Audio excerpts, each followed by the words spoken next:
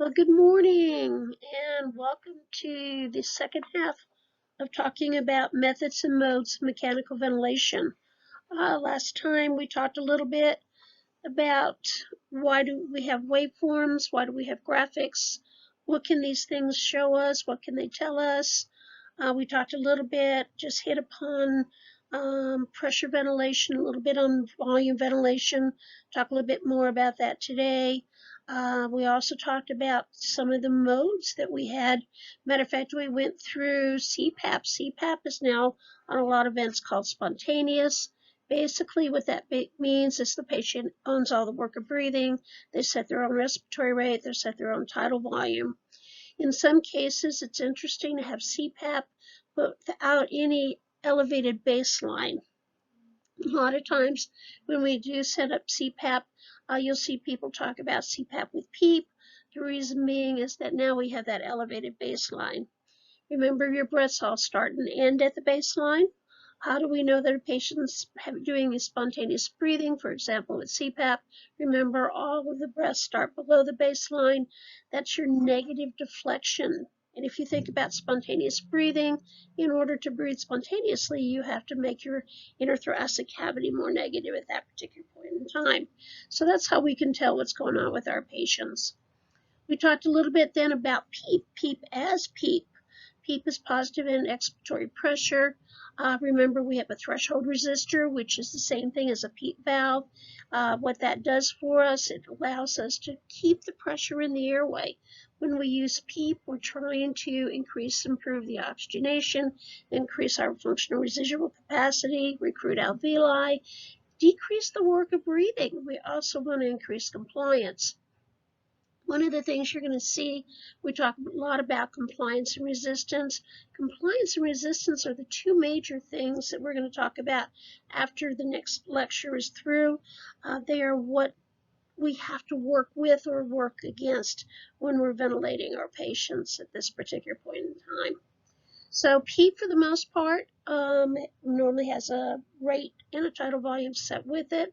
It is an elevated baseline. Remember, too, then we talked a little bit about two of the modes. One of the modes, because PEEP is not a mode, is control. We don't have control anymore, but with control, what we would do is we'd have to sedate and paralyze the patients because the patients had no input as to what was going on at that point.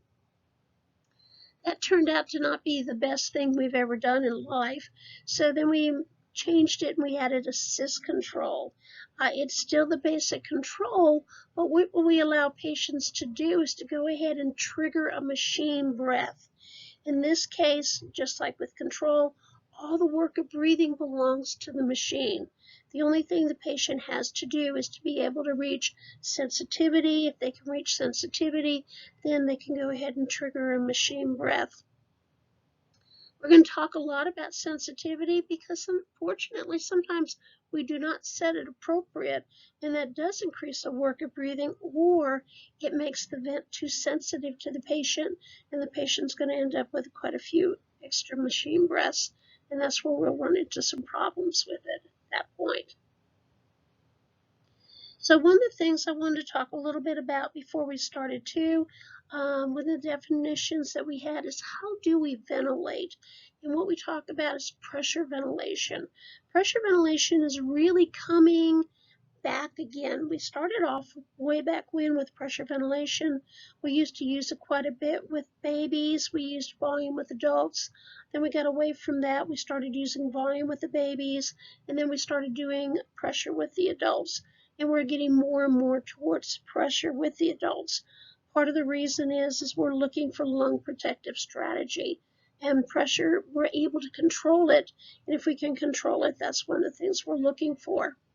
Simple definition of pressure. Pressure is constant. Volume varies with compliance and or resistance. When we look at the other method of ventilating patients, we talk about volume ventilation. Volume has a set volume, a set tidal volume. And every time the machine needs to give a breath, it has to deliver that set tidal volume.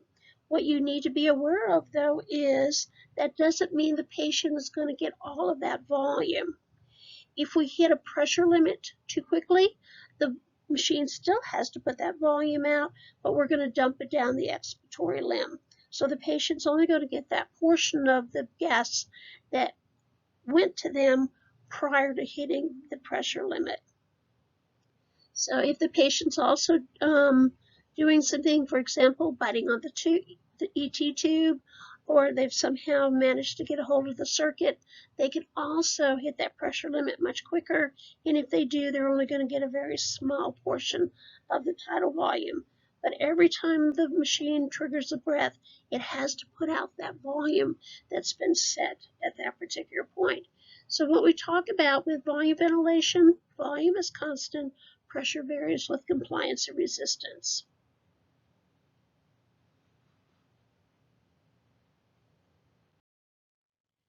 So here's some of the things that you saw, definitions with CPAP. CPAP, all spontaneous.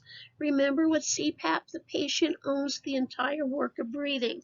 How well we help them depends on what we add to it. If we don't add anything to that CPAP or that spontaneous, then that patient has that size 6 ET tube. They're the ones who have to figure out how to breathe in and out of that tube. Talk about a lot of work of breathing, that's what you're looking at. There's our PEEP, that's on a vent, it's with a rate. Remember the PEEP is positive end expiratory pressure. And we're going to talk a lot about PEEP because PEEP is one of those things we use quite a bit. We use it to improve the oxygenation. We also use it to help recruit alveoli. We have recruitment maneuvers that you may or may not see when you go to the hospital. Sometimes they're kind of scary, and we'll talk a little bit about those. There's your assist control, all the machine with some patient input. Remember sensitivity, the two types of sensitivity we have. One is pressure, and that used to be the major one that we always used. The second one is flow. With flow, we use what we call flow by. Flow by is much, much easier for that patient because the flow is right there for them. It's in the circuit. What happens is we put a certain flow through that circuit. We put a number to tell the patient, basically, without telling them how much flow they have to take out. The flow is constantly being measured. When the expiratory limb measures and finds out it doesn't have as much flow as we had in the inspiratory limb, then they know it's time to use the demand valves to go ahead and give the patient the rest of the gas at that particular point. Flow-by is something that makes work of breathing much less, much better for that patient. Most of the vents now actually have flow-by built in the background. You can still use a pressure sensitivity. You still have the flow-by. The question is why would we do that? And the answer is really kind of simple. When you start to take a breath, if you start a breath at this particular point in time, first thing you do is you get some air that you draw into your lungs. On a ventilator, if you don't have anything but pressure within the circuit, when you go to take that breath, you're not getting any air. It's almost like doing a nip or miff maneuver, if you remember doing those when you did cardiopulmonary diagnostics with Treese, okay? Remember, you had to tell your patient that they were not going to feel any breaths coming in, and they just had to keep pulling until they had the maneuver completed. Well, this is really what's happening at this particular point also. If there's nothing in that circuit but pressure, that patient is not getting anything. And we can't tell them that. Every time they want to take a breath, we're not in the room. And so what happens sometimes is these folks will start to panic. When they start to panic, then we see a lot of patient ventilator dysynchrony or asynchrony. You're going to see both terms used in the literature. And that's when we start to have problems with our patients and we have problems with our ventilators. Having flow by, at least when they start their breath, they get that flow. The demand valves are extremely responsive. It doesn't take a minute or two for that gas to get there. It takes seconds to get there. Because you've already received some flow out of the circuit, then there's not that problem that we used to have where we didn't have that flow by.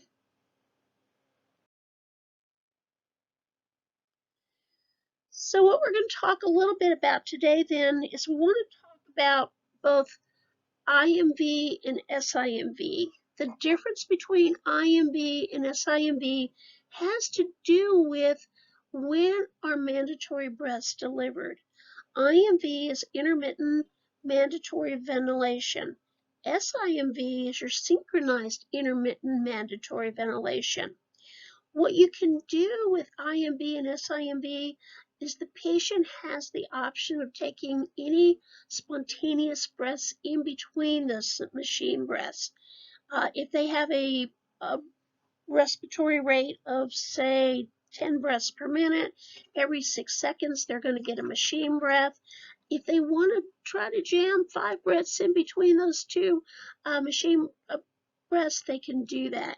And sometimes they can, especially if they start to panic, and we have to go in there and calm them down. Where the difference comes in is with IMV, if the patient is taking a breath and it's now time to deliver a breath to them, the machine will actually step on their breath. The machine doesn't really care one way or the other if they're inhaling, exhaling, whatever's going on. The machine sits there and says, "This is my breath. I'm going to go ahead and give it." So if you think about IMV allows breath stacking, just like we talked about when we talked about assist control, okay? With SIMV, what you have is just a window. And what this window does, it looks to see what is this patient doing. If this patient is not, sorry about that, if this patient is actually breathing and they have a breath, the machine sits there and says, what I'm going to do is I have time in this window to wait for the patient to end their breath, and then if they want to start another breath, I'm just going to come in and take it away from them. If they don't start another breath, then the machine will just come in and give their breath at that particular point in time. So it's synchronized to what the patient is doing. It doesn't have breath stacking. Makes it a much, much better mode.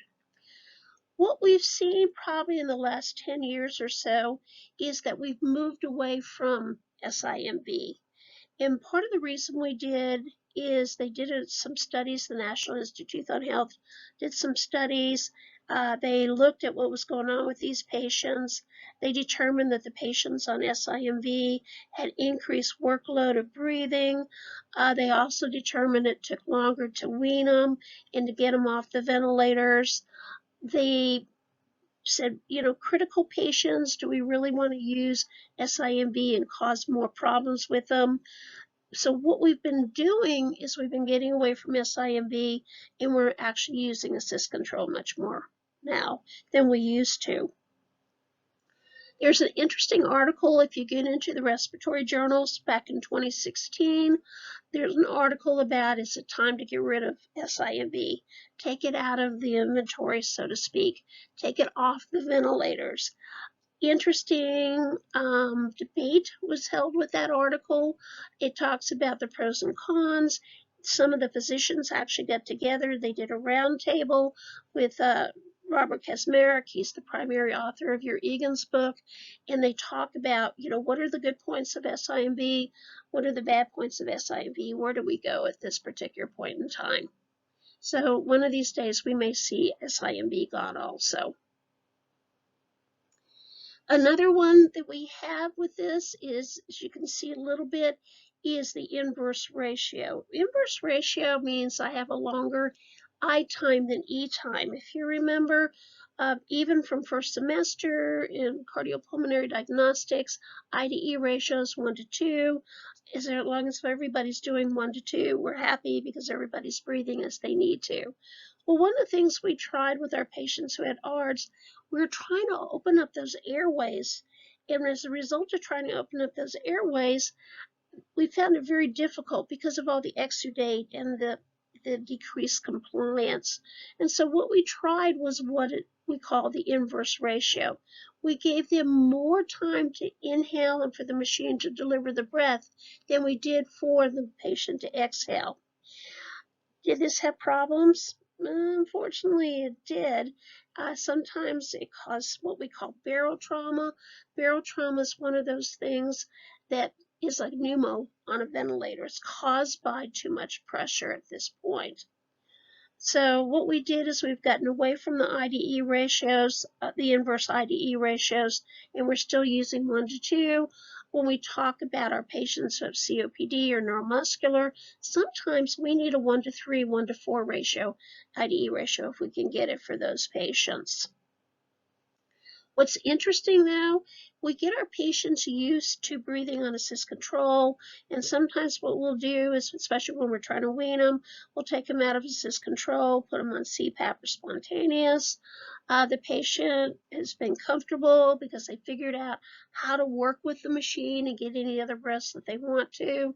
Now all of a sudden, they're not getting these machine breaths, and they begin to panic, and it's hard to imagine somebody breathing 40 to 50 times on a ventilator. We see that. So when we're taking our patients off of the assist control, putting them on the CPAP or spontaneous, we need to stay with them. We need to calm them down. We need to see if we're going to be able to start the weaning with them. Not necessarily on this day, but in a short period of time. What happens with this? These patients, because of the way they're breathing, they will set themselves into an inverse IDE ratio. And that's another thing we have to watch because we still have the pressure buildup in the inner thoracic cavity, and they can also cause problems, barrel trauma and things along that line. Remember, a lot of your patients who have COPD have blebs. These blebs sometimes are easy to rupture, and if they end up rupturing, then we're going to need a chest tube or whatever else we can do for these patients. The next one, pressure support ventilation. Pressure support is interesting because pressure support was not ventilation at one time. It was just pressure support. Pressure support we're using now if we want to make it easier for our patient while we're ventilating them. What we can do with pressure support is we can dial in a whole lot of pressure support. The patient just has to take a little bit of a spontaneous breath, and this pressure is going to come and support that breath. It's going to help push that breath in for that patient. One of the reasons we need to be aware of what pressure support is eventually the patients have to come down on that pressure support. We use pressure support a lot of times when we have our patients in CPAP or we have them on spontaneous, because what we're using that pressure support for is to overcome the work of breathing of that size 6 ET tube and or any resistance that we're running into. So instead of a size 6 ET tube with that patient struggling to try to get a breath in, now it's almost like a size 9 ET tube. And so their tidal volume gets much better because the patient doesn't have to work as hard. They're not getting the tidal volume for the pressure support. They're getting it because it's much easier for them to breathe. A common board question that you will see is that you have a patient who you're weaning. The patient's tidal volume is 150 mLs. They appear to be working quite hard. We're starting to see a little bit of asynchrony going on. What would you recommend at this particular point? Because we're weaning them, we may have them on SIMV. We also may have them on CPAP at this point. And the answer is add pressure support. Okay. So pressure support is really important to us, and it really does help our patients. Remember, it's pressure. So when we're looking at our volume pressure flow waveforms, we're going to see that pressure for pressure support on the pressure waveform. And what we can see is the improved volume on the volume waveform at that point. And there you see the definitions of pressure control, volume control. As I said, the easy definitions of these, one is constant, the other varies. And what do they vary with? They vary with compliance and or resistance at this particular point in time.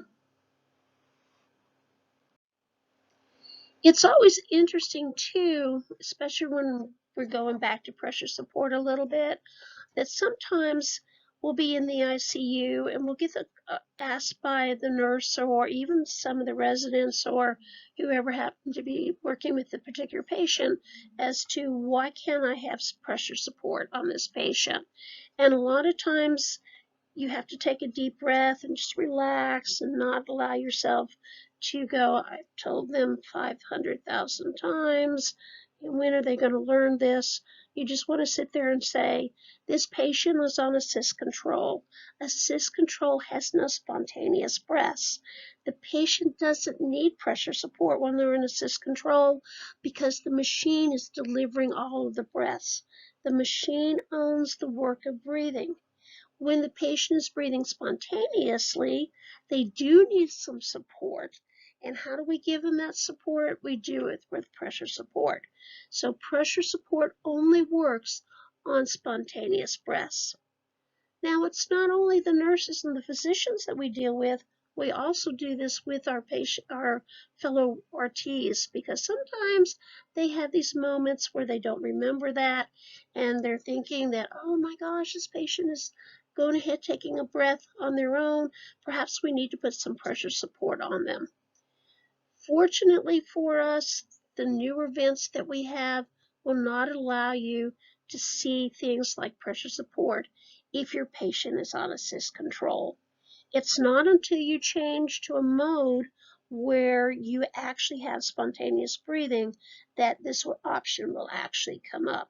So much, much better for us at that particular point in time. One thing we want to think about when we talk about waveforms, and you've seen on the addendums, and you're going to see the addendum that I've added, that I've shown you some of the waveforms and see that you can take a look at them. You've also talked a little bit about the modes today. We also included IMV, SIMV, to where the patient can actually do some breathing on their own in between. Well, one thing you want to think about is this. If your patient is not breathing and you walk into the room and you're looking at your graphics and your waveforms, they're going to look like they're in control. And why do they look like they're in the control mode? It's because they're not doing anything. The machine is doing everything. So people will sometimes go in there and go, oh my gosh, this patient's not in the control mode. Well, they can't be in the control mode because it's not on the ventilator. However, if the patient is not breathing, that's exactly what it looks like. All right. One of the things too that we want to talk about that I've mentioned is that CPAP, the patient owns all the work of breathing. With control, if we had it, assist control, the machine owns all of the work of breathing. If you remember, one of the things I mentioned probably last week, a week ago or so, was that when we put a patient on a ventilator, sometimes we want to rest that patient. And so how do we rest them? We unload their muscles. And when we're putting them on assist control, we're unloading those muscles because we're taking the work of breathing away from them. When we want to start weaning these patients, then what we're going to do is going to start reloading those muscles. So what we're doing is we put them in a mode to where they have to start working and they have to start using those muscles to start breathing. If a patient's been on the machine for a while, and I'm going to tell you, a while doesn't mean a terribly long period of time, sometimes these patients become very comfortable with the machines. And when we want to go ahead and have them start to do some breathing so that we can see what's going on with them, so that we can try to get them to breathe better, and then we can also start thinking about weaning them, we sometimes have to be in there waking them up. Mr. Jones, we're going to go ahead and put you on CPAP here, or spontaneous breathing. Mr. Jones opens his eyes, he looks at you, maybe nods his head a little bit, and then your vent alarms go off. And so then you go back in, you reset your alarms, you go back and you talk to Mr. Jones. Mr. Jones, how are you doing? We want you to do some breathing. We want to see how well you're doing, how strong you are. So you really need to start breathing. Can you take a breath for me? And he takes a breath for you. That's really, really good. So we want you to keep that up for a little bit. So then you leave because you have another patient that you have to take care of. And guess what? The vent alarms go off. You go back in there. The machine is now breathing for the patient again. You tell Mr. Jones, Mr. Jones, we need to get you breathing a little bit better. The reason we want to do that is we want to get you off this ventilator. He looks at you, nods his head. Take a breath for us, sir. He takes a breath. You walk out of the room, and guess what? About 20 seconds later, the same thing happens. So sometimes we have to really work with these patients to make them a little bit uncomfortable. How do you do that? Send their spouses in. That helps a lot of times. So we just need to be aware of that. Okay. That pretty well covers the methods and the modes. The rest of the PowerPoint we're going to talk a little bit later at this point. So let's look at this last slide here. So this is a picture from Medscape, and then with the picture with Medscape, as you can see, it shows you regular time intervals. There would be your control. CMV that you see on there is continuous mandatory ventilation. And now on the ventilators, you may see CMV, you may not see AC. CMV, AC, they basically mean the same thing. It's continuous mandatory ventilation. There you can see on the second one, it talks about assist control or AC. You can see the little points where the patient's breath went below baseline. They hit their sensitivity. As a result of that, they got the machine breath that they were asking for. IMV, if you look at those, you can see those breaths are bumped up against each other. As a result of that, we sometimes end up with breath stacking, like we can also end up with assist control. When you look at the last one, SIMV, you have a little bit more room there. And like I said, there is a window, and that window does allow those breaths to be able to be delivered to those patients, finish their breaths, and then the machine takes over at that point. So we're still using SIMV for weaning. How much longer we're actually going to have that mode, like I said, it's hard to say. I've seen at least another maybe 2 or 3 different articles the last 2 years that have talked about maybe doing away with it. Okay, so anyways, this is the introduction to the methods and the modes of ventilation. What we have to look at now, we're going to take a look at some of the formulas. We're going to take a little look at how do we set up the vent a little bit. When we're starting to ventilate a patient, we need to set up a vent. And on that ventilator, what we're going to get are orders from our physician. And the orders from our physicians are going to be is what method do they want? Do they want pressure or volume? What mode do they want? Do they want assist control? Do they want CPAP or spontaneous? We're going to talk about APRV, which is airway pressure release ventilation, a little bit. Bi-level is another one, and we'll just mention those. You guys are going to have much more information on those come the 5th semester. Like I said, I'm going to introduce you to those. They also give us the tidal volume that they want. They give us the respiratory rate. They give us the FiO2. And then also if they want PEEP, they'll tell us whether or not they want PEEP. There's certain controls we're going to talk about that we actually have control over, and that gives us an option to be able to do a lot to try to make this patient, this ventilator, comfortable at that point. So what I want to look at with the math is I want to take a look at respiratory rate. When the physician comes in and says to you, I want a rate of 12, that means this patient's going to get 12 breaths per minute. So the question comes up, if you're not familiar with vents, how are you going to deliver those 12 breaths? Do you want to deliver 2 breaths and then wait a couple seconds and deliver a couple more? Do you want to get 6 breaths right up front and then just let them languish until you get around to giving the other 6 breaths at the end of it? Do you want to give them a breath and then wait, and then give them 2 breaths and then wait, and give them 3 breaths and then wait?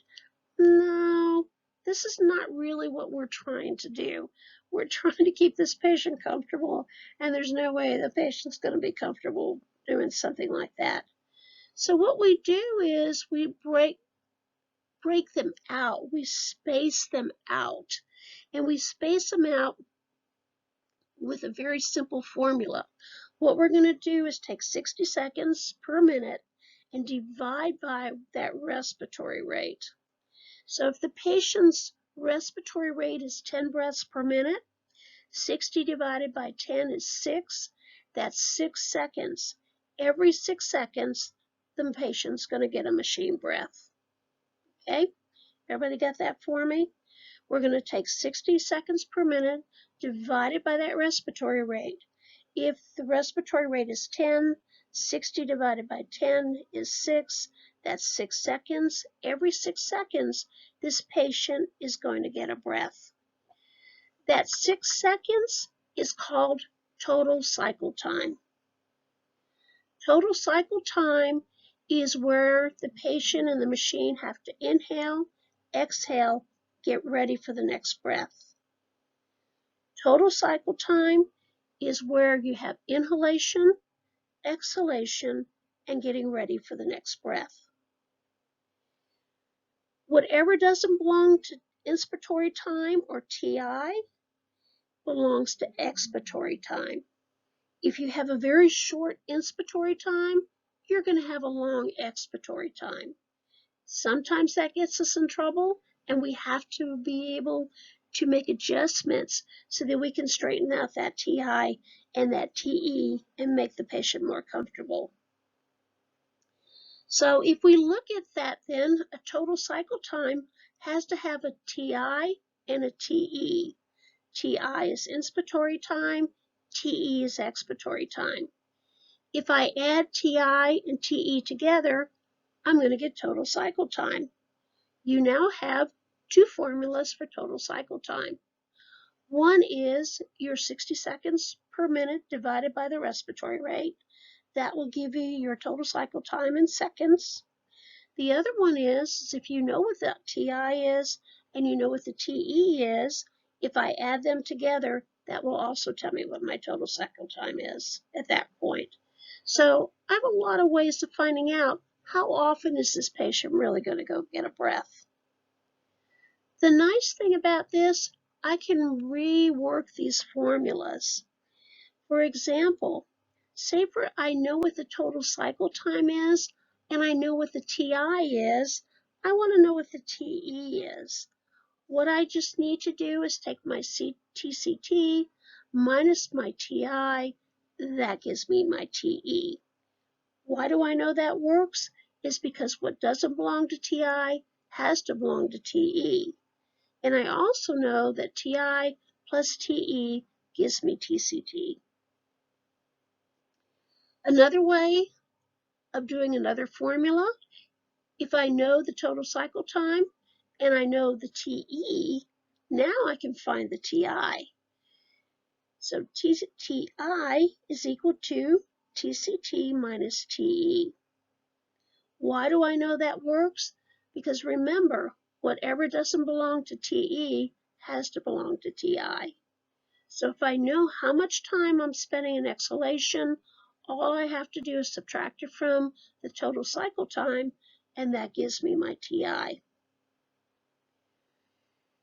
We also have another formula for respiratory rate.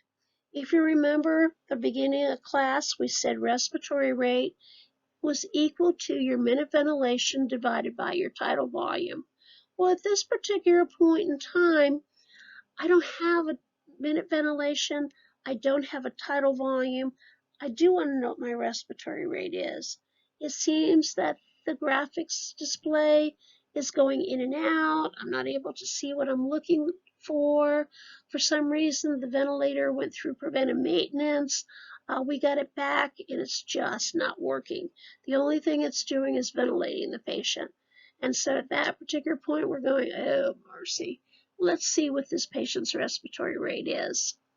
In this case, when I can finally get the graphics package back, remember that the x-axis is time, I can see how often is a breath being given.